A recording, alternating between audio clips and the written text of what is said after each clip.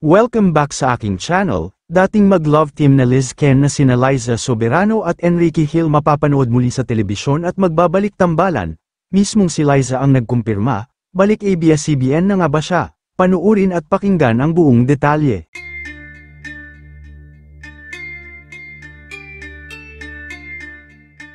Marami nga ang nagulat sa dating kapamilya actress Liza Soberano matapos niyang ibalita ang nakakasabik at mismong kinumpirma niya sa pamamagitan sa kanyang panayam ng ABS-CBN TV Patrol noong ika-7 ng Pebrero na muli ulit siyang mapapanood sa telebisyon. At ang mas nakakagulat pa dito ay inamin niya rin na muli niyang makakasama sa proyekto ang kanyang kasintahan na si kapamilya actor Enrique Hill.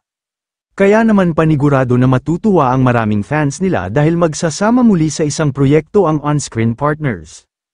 Ayon pa sa aktres mapapanood ang tambalang Liz Ken sa year 2026 o kaya naman sa year 2027.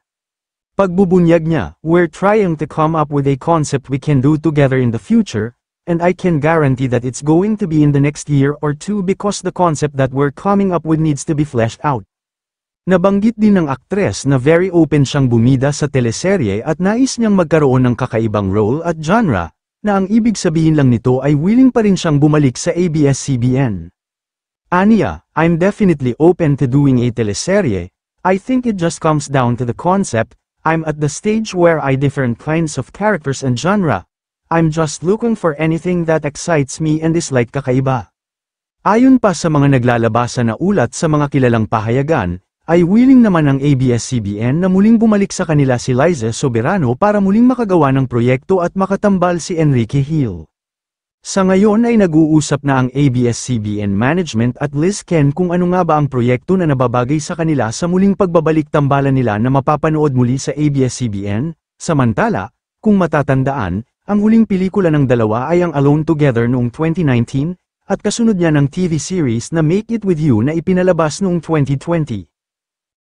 Kayo mga ka-showbiz, anong masasabi nyo sa ating showbiz topic ngayon? Kung may opinion kayo ay magkomento lang kayo sa aking comment section. At syempre kung bago pa lang kayo sa aking channel ay mag-subscribe na kayo para lagi kayong updated sa mga showbiz trends na ina-upload ko. Maraming salamat po.